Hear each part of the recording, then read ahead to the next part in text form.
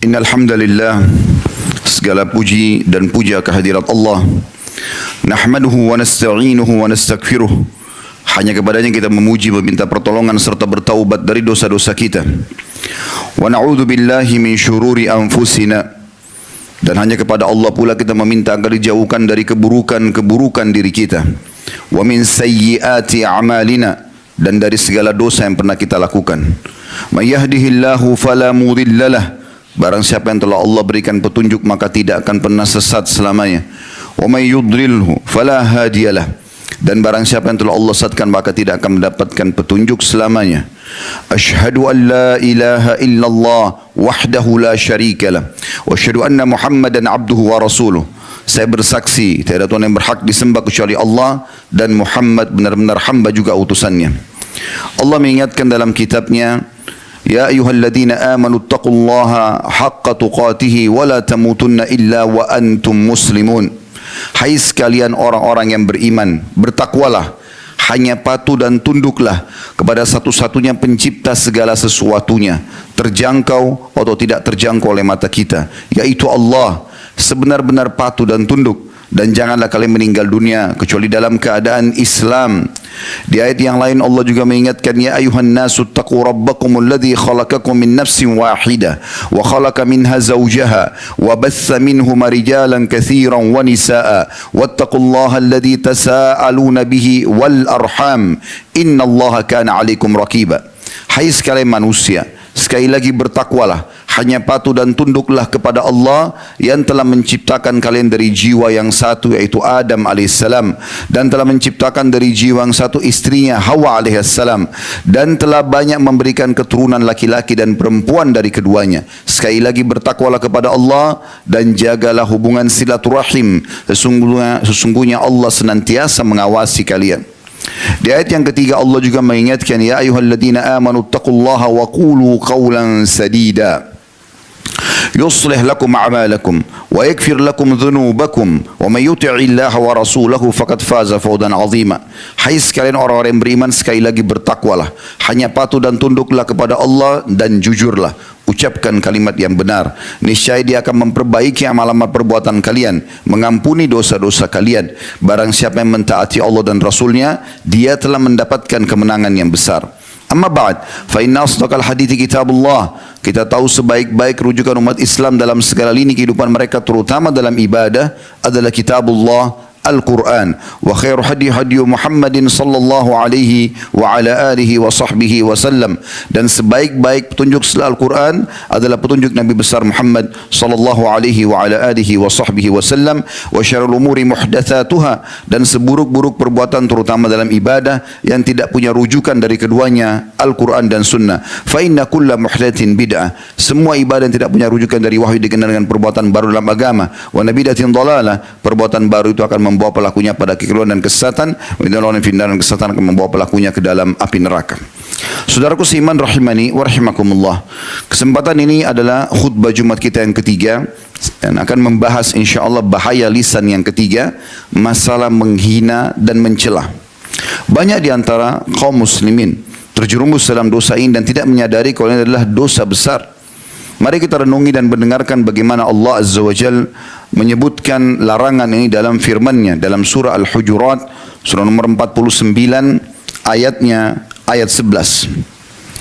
A'udzu billahi minasyaitonir rajim. Ya ayyuhalladzina amanu la yaskhar qaumun min qaumin 'asa an yakunu khairan minhum ولا نساء من نساء عسى أن يكن خيرا منهن ولا تلمزوا أنفسكم ولا تنابزوا بالألقاب بئس الاسم الفسوق بعد الإيمان ومن لم يتب فأولئك هم الظالمون. Hai orang-orang beriman, janganlah sebagian kelompok laki-laki menghina, mencela, merendahkan kelompok yang lain. Karena bisa saja yang direndahkan, dihina dan dicela itu lebih baik daripada yang mencela atau menghina. Dan jangan pula sekelompok wanita menghina, mencela, merendahkan wanita-wanita yang lain. Karena bisa saja yang direndahkan lebih baik daripada yang merendahkan. Dan jangan pernah kalian menjelek-jelekkan diri kalian sendiri. Karena kita juga ciptaan Allah. Kita tidak punya hak sama sekali di fisik kita, di kulit kita, di rambut kita. Ini adalah ciptaan Allah subhanahu wa ta'ala. Tidak boleh menghina diri sendiri. Dan jangan pernah saling memanggil dengan julukan-julukan yang menjelek-jelekkan. Sesungguhnya semua itu kalau dilakukan adalah penggunaan nama-nama yang buruk, membawa pada dosa, kefasikan setelah datangnya keimanan. Dan barang siapa yang tidak bertobat dari semua itu, maka mereka adalah orang-orang yang zalim. Seorang sahabat bernama Abu Jurayy radhiyallahu anhu, beliau pernah berkata kepada Nabi SAW setelah syahadat, berilah aku wasiat. Maka kata Nabi SAW, la tasubbanna ahad. Wasiat Nabi SAW kepada seorang mu'allaf yang baru masuk Islam, yang pertama adalah jangan pernah kau menghina siapapun. Kata Abu Jurayy radhiyallahu anhu, setelah mendengarkan wasiat tersebut, aku tidak pernah menghina, mencela, merendahkan seorang pun, baik ia adalah seorang yang merdeka atau budak. Bahkan aku tidak pernah sama sekali menghina unta ataupun domba. Ibnu Katsir rahimahullah menjelaskan lebih dalam tentang masalah tafsir surah Al-Hujurat, surah nomor 49 ayat 10 tersebut dalam tafsir beliau, tafsir Quran Azim yang masyhur. Beliau mengatakan terjemahnya kurang lebih, Allah Ta'ala melarang dalam ayat ini melecehkan, merendahkan, menghina siapapun. Hal itu sejalan karena menghina, sejalan dengan hadis Nabi SAW. Hal itu karena menghina dan mencela sejalan dengan larangan dalam hadis Nabi SAW. Sombong itu menolak kebenaran dan merendahkan atau menghina orang lain. Dan ini jelas adalah perbuatan yang haram. As-Sa'di juga mengatakan dalam tafsir beliau, Taisir Al-Karim Ar-Rahman, yang terjemahnya kurang lebih dalam ayat terdapat kandungan hak seorang mukmin dengan mukmin yang atau dari mukmin yang lain, yaitu jangan menghina, mencela orang lain baik dengan kata-kata ataupun perbuatan yang mengandung makna merendahkan sesama muslim, dan perbuatan tersebut jelas hukumnya haram. Perbuatan ini menunjukkan bahwa orang-orang yang menghina, mencela dan merendahkan itu merasa kagum dengan dirinya sendiri sehingga dia masuk dalam ancaman dosa lain, yaitu sombong. At-Tabari juga menyebutkan dalam tafsir beliau Jami' al-Bayan, Allah menyebutkan secara umum larangan untuk mencela, menghina, merendahkan orang lain, dan itu mencakup seluruh bentuk celaan. Tidak boleh seorang mukmin mencela mukmin yang lain karena kemiskinannya, bahkan tentang dosa yang dia lakukan ataupun yang lainnya. Pernah ada beberapa sahabat menertawakan Abdullah bin Mas'ud radhiyallahu anhu. Abdullah bin Mas'ud orang yang sangat kurus badannya. Beliau naik di atas sebuah pohon kurma, kemudian tertiuplah angin yang kencang sehingga membuat betis beliau tersingkap. Dan ada beberapa sahabat tiba-tiba menertawakan itu, spontan. Maka Nabi SAW bersabda kepada mereka, apa yang membuat kalian tertawa? Kata mereka, kecil betisnya ya Rasulullah. Maka apa jawaban Nabi SAW? Wajah beliau memerah dan mengucapkan sabda beliau ini. Beliau mengatakan, walladhi nafsi biyadi lahuma athkalu fil mizani min Uhud. Hadis sahih riwayat Ahmad.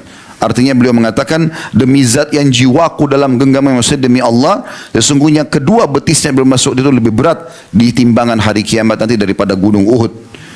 Bahkan istri Nabi SAW sendiri pernah ditegur oleh beliau, Aisyah radhiyallahu anha, dalam sebuah riwayat yang sahih, riwayat Abu Dawud, Tirmidzi dan Imam Ahmad. Pernah Aisyah mengatakan kepada Nabi SAW, hasbuka min Safiyati kada wa kada. Cukuplah ya Rasulullah, engkau selalu membela Safiyah, salah satu istri Nabi yang lain, karena ini dan itu. Wa qala ba'dur ruwat ta'ni qasirah. Beberapa rawi mengatakan yang Aisyah maksudkan adalah karena Safiyah dikatakan pendek. Faqala Nabi sallallahu alaihi wasallam, maka Nabi SAW bersabda, laqad qulti kalimatan law muzijat bima'il bahri lamazajathu. Hai Aisyah, engkau telah mengucapkan kata-kata, kalau kata-kata itu ditaruh di air laut, maka akan merusak semua yang ada di air laut itu, karena busuk dan kotornya perkataan tersebut. Jadi ini hanya sekedar memberikan gambaran kalau Safiyah itu pendek. Nabi SAW mengajarkan kepada kita, saudaraku seiman, agar jangan membalas kalau ada yang menghina kita, mencaci maki kita. Ingat, dia sedang melakukan perbuatan dosa. Kalau anda balas juga dengan itu, berarti anda juga buat dosa. Dia dihukum dan Anda juga akan dihukum. Justru seorang mukmin dianjurkan untuk tidak membalasnya dan biarkan Allah Subhanahu wa taala yang membalasnya.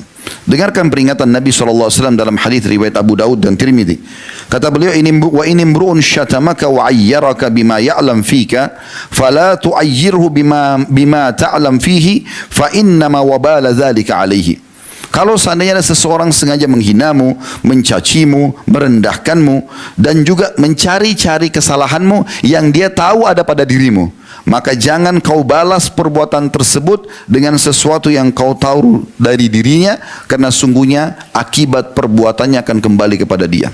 Orang mukmin harus menjadi orang yang luar biasa. Kalau seandainya ada orang menggibah kita, menghina, mencaci maki, lalu kita balas dengan hal yang sama, itu biasa. Semua orang bisa lakukan. Tapi Islam mengajarkan kita menjadi orang luar biasa. Justru kita tidak balas keburukan dengan keburukan. Tidak balas dosa dengan dosa. Karena jelas sekali kaidahnya, kalau dia berbuat dosa dia akan dihukum oleh Allah. Kalau kita balas, kita pun akan mendapatkan hal yang sama. Ibnu Qayyim rahimahullah menyebutkan tentang masalah ini dalam kitab Madarikus Salikin. Di jilid 1 halaman 176 beliau mengatakan, wa kullu ma'siyatin uyyirat biha akhaka fahiya ilaika yahtamil an yurida bihi annaha sabira ilaika wala budda an ta'malaha. Semua maksiat yang dikerjakan oleh seseorang saudaramu yang sengaja kamu jelek-jelekkan, maka pasti akan kembali kepadamu. Maksudnya engkau akan bisa melakukan dosa tersebut. Kalau ada orang berbuat zina, riba, berbohong, dosa apa saja, tugas kita dalam Islam kembali kepada dasarnya, nasihati dan tutupi. Nasihati dia, ini nggak boleh saudaraku, ini haram misalnya. Setelah selesai, udah, kita sudah dapat pahala, tidak usah lagi kita membuka-buka itu ke sana sini. Kecuali dalam satu keadaan, kata para ulama, memang perbuatan dia mengandung kriminal yang berbahaya bagi orang lain. Contoh, dia mau mencuri misalnya. Kita udah nasihatin tapi dia tidak mau dengar, tetap aja dia ingin melakukan, maka kita boleh melaporkan. Itu pun batasannya kepada orang-orang yang akan menjadi korban atau orang yang bisa memberhentikan kemungkarannya. Selain daripada ini tidak dibolehkan. Demikian pula dalam kitab Al-Urfus Syadhi, Syarah Sunan Tirmidzi, beliau mengatakan ta'yir atau sengaja menghina, mencari-cari kesalahan berbeda dengan mengingkari kemungkaran. Karena menghina dan menjelekkan mengandung kesombongan atau meremehkan orang lain dan merasa diri lebih bersih atau telah bersih dari dosa. Mari kita renungi bersama-sama beberapa hadis Nabi SAW yang melarang semua ini, melengkapi bahasan kita. Saya hanya menyebutkan hadis dan terjemahannya, mungkin sedikit ada tambahan penjelasan kalau dibutuhkan. Karena hadis ini sudah sangat jelas. Kita hanya ingin memperkaya, ternyata banyak sekali informasi dari Nabi SAW yang melarang untuk mencela dengan alasan apapun. Yang pertama adalah sabda Nabi SAW riwayat Imam Muslim yang terjemahnya kurang lebih, cukuplah seseorang berbuat dosa yang sangat berat.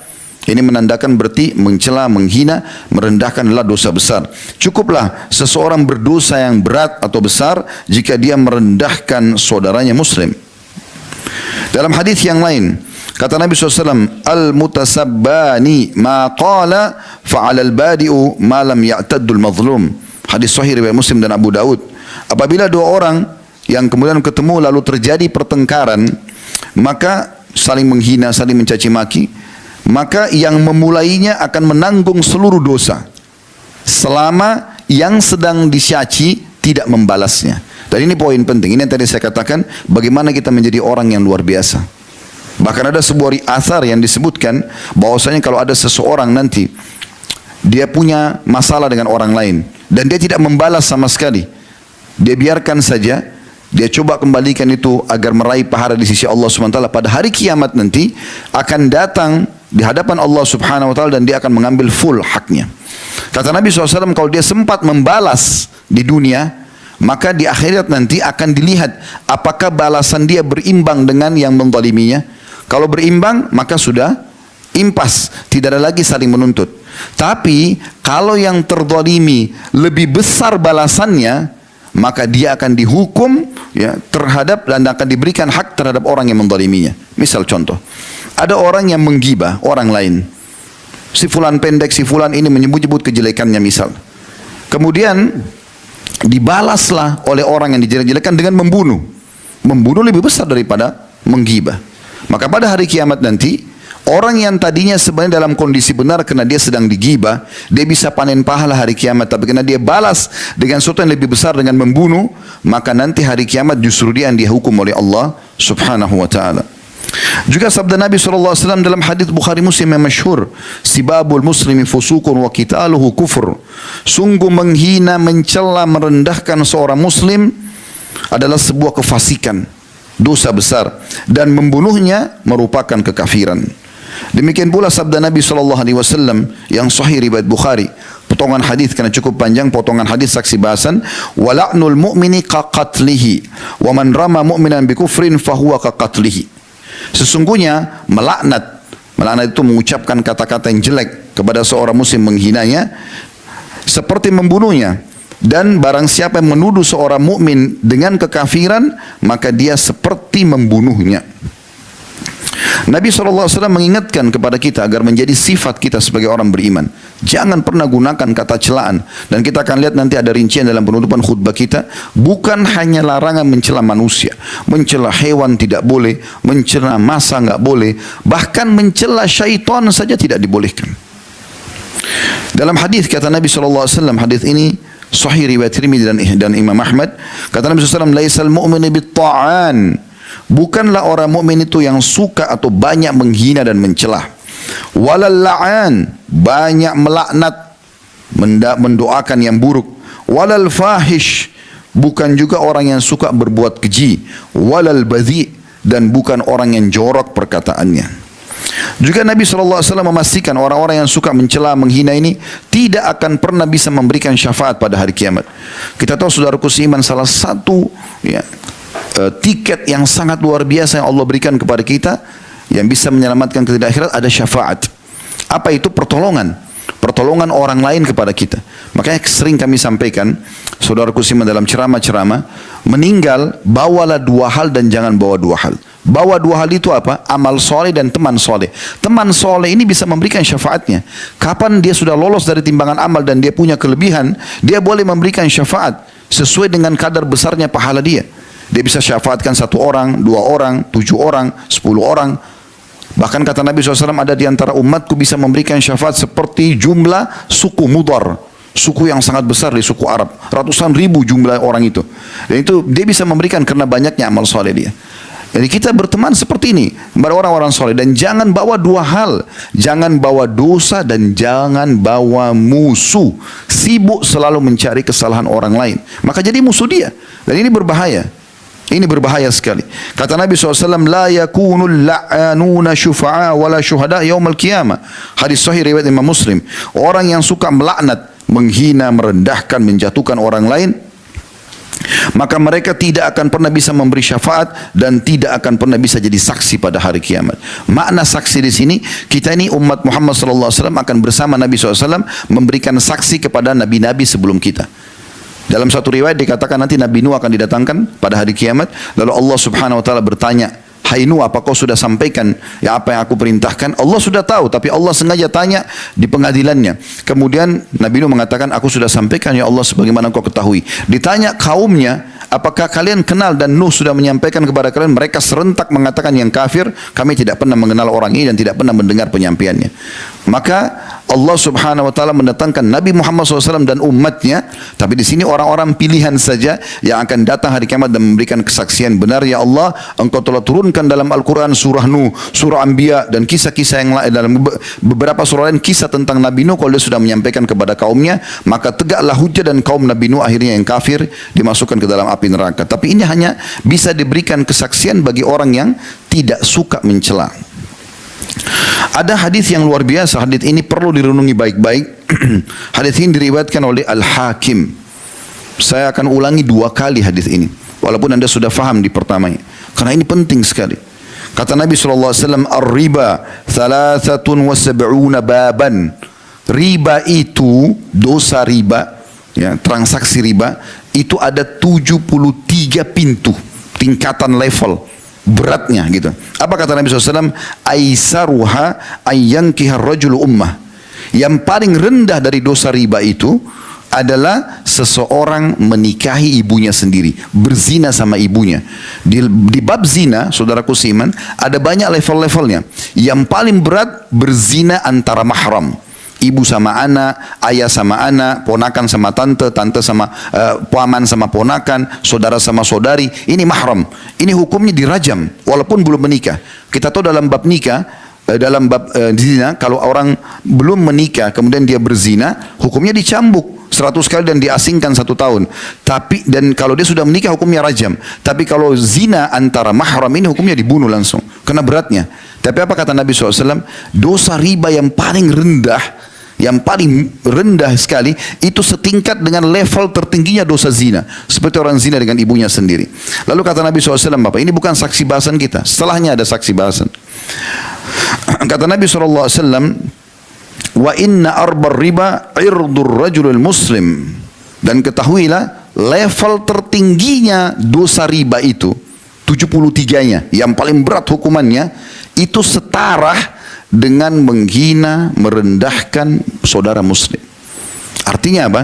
Mencela saja seorang muslim sudah cukup kita menanggung dosa seperti level tertingginya riba, 73-nya. Dan itu yang paling rendahnya saja sama dengan menzina ibu sendiri. Anda bisa bayangkan bagaimana beratnya dosa mencela dan menghina seorang muslim. Berhenti saudaraku dari mata yang sering merendahkan orang lain, mulut yang mencibirkan orang lain, selalu dengan isyarat tangan. Untuk apa? Dia ciptaan Allah subhanahu wa ta'ala. Kalau anda menghina dia berarti menghina penciptanya. Allah subhanahu wa ta'ala yang membuat kulitnya gelap, rambutnya keriting, badannya pendek, dan seterusnya. Kenapa harus menghina? Kalau Allah berikan kepada kita satu kelebihan, syukuri dan nikmati. Tapi bukan tugas kita menghina. Ada kekurangan pada diri orang lain, sekali lagi nasihatin, berikan masukan, dan tutupi itu.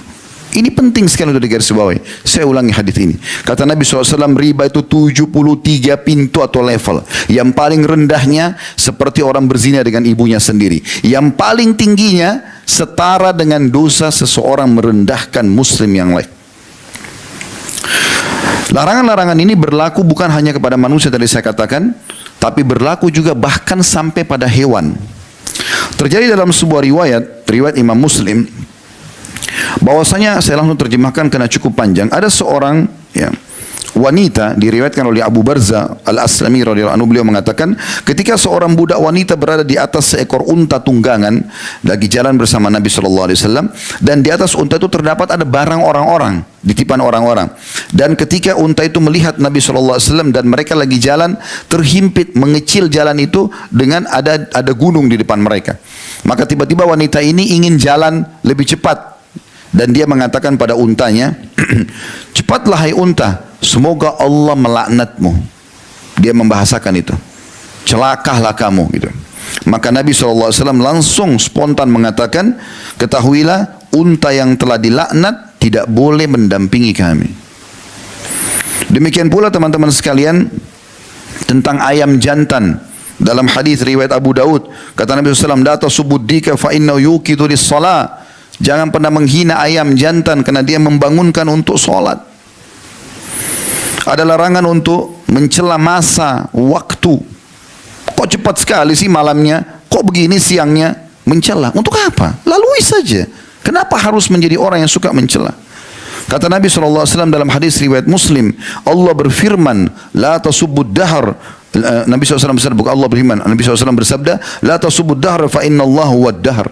Jangan pernah mencela masa atau waktu, karena Allah pencipta masa dan waktu itu. Demikian juga dilarangan untuk mencela angin, walaupun kencang, walaupun kita tidak suka. Kata Nabi SAW dalam hadis, la tasubur riha, fa idza ra'aitum minha ma takrahun, faqulu Allahumma inna nas'aluka min khairi hadhihi ar-rih, wa min khairi ma fiha, wa khairi ma ursilat bihi. Jangan pernah kalian mencaci maki angin, karena kalau jangan kalian mencaci maki angin kalau kalian sesuatu yang kalian tidak suka dari angin itu, mungkin karena kencangnya atau menakutkan buat kita, maka ucapkanlah. Nabi SAW ajarkan doanya, ya Allah, aku minta kebaikan angin ini, kebaikan yang ada di dalamnya, dan juga kebaikan yang dia diutus untuknya. ditiupkan oleh Allah ini pasti ada tujuannya.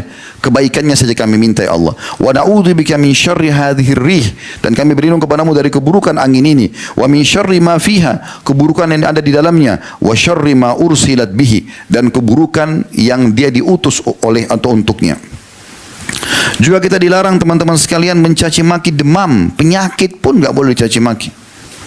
Disebutkan dalam sebuah riwayat dari Jabir radhiyallahu anhu bahwasanya Rasulullah SAW dakhala ala Ummu Sa'ib atau Ummul Musayyib. Satu hari Nabi SAW pernah menziarahi seorang wanita bernama Ummu Sa'ib atau Ummu Musayyib. Maka Nabi SAW mengatakan, malaki tuzafsifin. Kenapa kau begini kayak orang yang meriang gitu? Ya. Maka qalat al-humma la barakallahu fiha. Kena demam ya Rasulullah. Semoga Allah tidak berkahi demam ini. Bahasanya bayangkan ya. Semoga Allah tidak berkahi. Dia berdoa sebenarnya. Tapi karena mengandung unsur menjelekkan. Maka Nabi SAW mengatakan. Faqala sallallahu alaihi wasallam. La tasubbil humma. Jangan pernah kau caci maki penyakit demam ini. Fa innaha tudhibu khataya bani Adam. Kama yudhibul kiru khabatal hadid. Jangan kau caci maki demam ini, karena demam ini benar-benar akan membersihkan dosa-dosa anak Adam sebagaimana pandai besi membersihkan ya kotoran-kotoran yang ada di besi itu. Hadis sahih diriwayatkan oleh Imam Muslim. Demikian pula teman-teman tidak boleh mencela makanan, menghina makanan, suka makan, tidak menghina makanan, suka makan, tidak suka tolak saja. Tapi jangan bilang kok asin sekali, kok begini, kok begitu. Akhi, tidak cocok tinggalkan. Cocok makan. Disebutkan dalam sebuah riwayat, dan hadis ini riwayat Bukhari Muslim dari Abu Hurairah radhiyallahu anhu, beliau mengatakan ma'aban Nabi sallallahu alaihi wasallam ta'aman qat. Nabi SAW tidak pernah sama sekali menghina, mencela semua jenis makanan. Inishtahahu akalahu wa in karihahu tarakahu. Kalau dia suka dia makan, kalau dia tidak suka maka dia cukup meninggalkannya. Subhanallah, saya pernah belajar dari salah satu guru kami, Dr. Saleh Suhaimi hafizahullah. Beliau pengajar di Masjid Nabawi. Satu waktu beliau pernah datang ke Jakarta bersama istrinya, kemudian berkunjung ke rumah kami. Waktu itu kebetulan saya tidak bisa datang ke hotel beliau. Kemudian saya sempat menuangkan satu susu. Saya tidak engah kalau susu ini ternyata sudah tidak baik. Tidak bermaksud, tapi subhanallah, saya buka kulkas, saya keluarkan susu itu. Ternyata susu ini baru kami beli kemarin. Dituang di gelas, saya pikir masih bagus. Begitu saya hidangkan, Syekh lalu mengambil gelasnya, kemudian dia menyentuh, sempat dia minum sedikit, lalu dia letakkan. Lalu saya tanya, Syekh, enggak diminum? Dia bilang, jazakallah khair, cukup. Begitu aja. Subhanallah, adabnya luar biasa. Lalu kemudian beliau pamit, tinggalkan kami. Setelah keluar, saya tidak tahu kenapa tersentuh hati saya untuk mengecek susu itu. Begitu saya cek, memang asin. Tapi tidak pernah beliau mengatakan ini rusak akhi, kenapa dihidangkan? Enggak ada bahasa-bahasa seperti itu. Bagaimana orang yang sudah memahami masalah ini mengaplikasikan dalam kehidupan mereka? Bahkan teman-teman sekalian, kita tidak boleh mencaci maki semua sesembahan yang disembah selain Allah. Padahal itu berat. Patung, pohon, semua enggak boleh dicaci maki. Dengarkan Allah berfirman dalam surah Al-An'am, surah nomor 6 ayat 108. A'udzu billahi minasyaitonir rajim. Wa la tasubbul ladzina yaduna min dunillahi fayasubbullaha adwan bighairi ilm. Jangan pernah kalian menghina, mencela, merendahkan sesembahan-sesembahan yang mereka sembah selain Allah, karena bisa saja mereka balik menghina, mencela, merendahkan Allah dengan melampaui batas tanpa pengetahuan. Dakwahi saja, sampaikan. Gini, kita punya produk namanya Islam. Isinya beriman pada Allah SWT dan seluruh syariat yang Allah perintahkan. Itu produk kita. Kita tawarkan saja. Tidak usah korek-korek orang lain. Itu yang paling baik.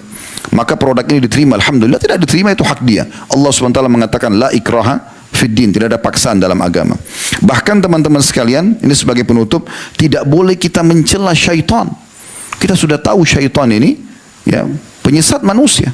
Tapi perhatikan bagaimana dalam sebuah riwayat disebutkan ada seorang sahabat jatuh dari untanya. Lalu dia mengatakan, celakalah syaitan. Dia bilang begitu, celaka syaitan. Dia bilang, maksud dia adalah saya jatuh dari unta ini karena syaitan penyebabnya. Sebenarnya bisa saja orang berkata begitu, karena syaitan suka mau mencelakakan manusia. Tapi apa kata Nabi SAW? La takul ta'isa syaitan. Jangan kau katakan celakalah syaitan. Fa innaka idza qulta dzalika ta'azama hatta yakuna mithlal bait. Karena kalau kau ucapkan itu, syaitan itu membesar sampai seperti rumah besarnya. Kata Nabi SAW. Wa yaqul, lalu dia berkata dengan suara yang keras, bi quwwati, dia celaka karena kekuatanku. Walakin kul bismillah, tapi katakan bismillah dengan nama Allah walaupun jatuh. Walaupun ada sesuatu yang kita tidak suka, bismillah. Badan kita gatal, ada jatuh sesuatu, bismillah. Pungut aja kembali, selesai. Sesederhana itu kok sebenarnya. Jangan ikutkan dengan mencela. Lalu kata Nabi SAW, walakin kul bismillah, ucapkan dengan nama Allah. Fa innaka idza qulta dzalika tasagara hatta yakuna mithla dzubab. Karena kalau kalian ucapkan itu dengan bismillah, maka syaitan akan mengecil sampai dia seperti seekor lalat saja. Hadis ini riwayat Ahmad dan Abu Daud dengan sanad sahih. Dan Syekh Utsaimin rahimahullah menanggapi hadis ini mengatakan, al-insan lam yu'mar bila'ni syaitan. Ketahuilah, manusia tidak pernah disuruh untuk mencela syaitan oleh Allah SWT. Wa innama umira bil isti'adati minhu. Tapi yang diperintahkan adalah berlindung kepada Allah dari syaitan. Itu yang diperintahkan, bukan mencelanya. Kalau kita terganggu, a'udzubillahi minasyaitonir rajim. Sudah, biarin Allah yang ambil alih syaitan itu. Karena kalau kita baca isti'adzah, a'udzubillahi minasyaitonir rajim, aku berlindung kepada Allah dari syaitan yang terkutuk. Rajim bisa bermakna, kalau terjemah misalnya terkutuk. Rajim makna dalam letter bahasa Arab adalah terajam. Seperti Allah SWT sebutkan dalam surah Al-Mulk, fungsi daripada bintang-bintang, wa ja'alnaha rujuman lisyayatin, kami jadikan sebagai rajam buat syaitan-syaitan. Tujuannya itu. Jadi kalau kita bilang a'udzubillahi minasyaitonir rajim, Allah merajamnya. Allah membakar syaitan-syaitan yang mengganggu kita. Jadi enggak usah repot-repot habisin energi marah-marah, caci maki syaitan, itu tidak ada gunanya sama sekali. Oh, syaitan juga tidak kelihatan. Tidak ada juga manfaatnya. Tapi kalau kita baca isti'adzah, Allah lindungi kita dari kejahatan dia dan Allah musnahkan dia. Itu kan lebih telak. Ini penting untuk digarisbawahi. Kata beliau, wa innama umira bil isti'adzati minhu, diperintahkan untuk berlindung kepada Allah dari syaitan itu. Kama qala ta'ala, sebagaimana Allah Ta'ala telah berfirman, wa imma yanzagannaka minasyaitonir nazghun fasta'id billah innahu was-sami'ul alim. Kalau seandainya syaitan mulai mengganggumu, maka berlindunglah kepada Allah. Sesungguhnya Allah Maha mendengar lagi Maha mengetahui. Diambil dari kitab Majmu' Fatawa beliau di jilid 3 halaman 125. Aku qauli hadza, saya sudah mengucapkan perkataan saya ini, wa astaghfirullah li wa lakum, dan saya istighfar kepada Allah, mengajak jamaah istighfar kepada Allah. Fastaghfiruhu innahu wal ghafurur rahim, beristighfarlah kepada Allah karena Dia Maha Pengampun juga Maha Pengasih. Alhamdulillah, wassalatu wassalamu ala Rasulillah. Segala puji dan puja kehadirat Allah Subhanahu wa taala, juga salawat dan taslim kepada Nabi besar Muhammad sallallahu alaihi wa ala alihi wa sahbihi wasallam. Hari Jumat adalah hari yang mulia. Ada waktu-waktu diijabah doa bagi setiap muslim yang berdoa.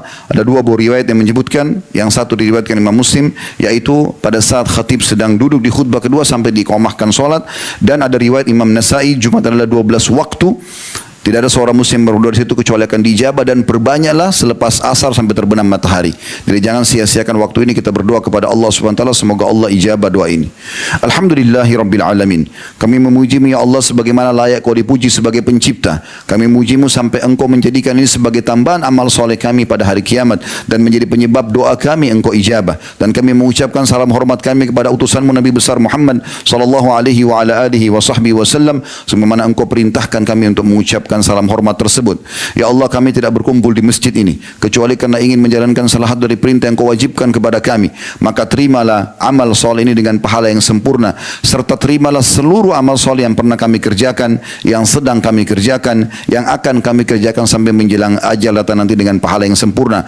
Serta maafkanlah seluruh kesalahan kami ya Allah, kesalahan kedua orang tua kami, seluruh kerabat kami, bahkan seluruh muslimin dan muslimat, mukminin dan mukminat yang hidup dan juga yang sudah meninggal. Ya Allah, jagalah negara kami, amankanlah, tentramkanlah, lunaskanlah seluruh utangnya, keluarkanlah seluruh rezekinya, berikanlah kami kebaikan, kemakmuran, dan berilah petunjuk para pemimpin kami agar berlaku adil dan menjalankan syariat-Mu. Dan ya Allah, tolonglah saudara-saudara kami yang sedang tertindas di India, di Syria, di Yaman, di Irak, dimanapun mereka terada dan sedang tertindas, ikhlaskan niat mereka, terima para syuhada mereka, muliakan Islam di tangan mereka dan tangan kami semua, dan ikut sertakan kami bersama mereka di pahala baik dengan doa, dengan harta, juga dengan jiwa kami. Dan ya Allah, kami mohon kepadamu, Rabbana atina fid dunya hasanah, berikanlah kami semua kebaikan di dunia, wa fil akhirati hasanah, dan semua kebaikan di akhirat, wa qina adzabannar, dan selamatkan kami dari api neraka, wa adkhilnal jannata ma'al abrar, masukkanlah kami ke dalam surga bersama orang-orang yang patuh, ya Azizu ya Ghaffar, wa Zat yang Maha Mulia dan Maha Pengampun, ya Rabbal Alamin, wahai Tuhan alam semesta. Wa sallallahu nabiyana Muhammadin walhamdulillahi rabbil alamin. Inna Allah ya'muru bil adli wal ihsan. Allah selalu menyuruh kita berbuat kebaikan dan keadilan. Wa yanha 'anil fahsya'i wal munkari wal baghi. Allah larang perbuatan keji, perbuatan mungkar, perbuatan maksiat. Ya'idukum la'allakum tadhakkarun. Itu peringatan dari Allah, jadikan sebagai prinsip hidup kalian. Fadhkurullahal 'azima yadhkurkum. Ingat selalu kepada Allah, Allah akan ingat kepada kalian. Washkuruhu 'ala ni'ami yazidkum. Syukuri nikmat dan dia pasti akan tambah. Wa dzikrullahi akbar. Mengingat Allah adalah amal yang paling besar. Wa aqimis shalah, dan dirikanlah salat.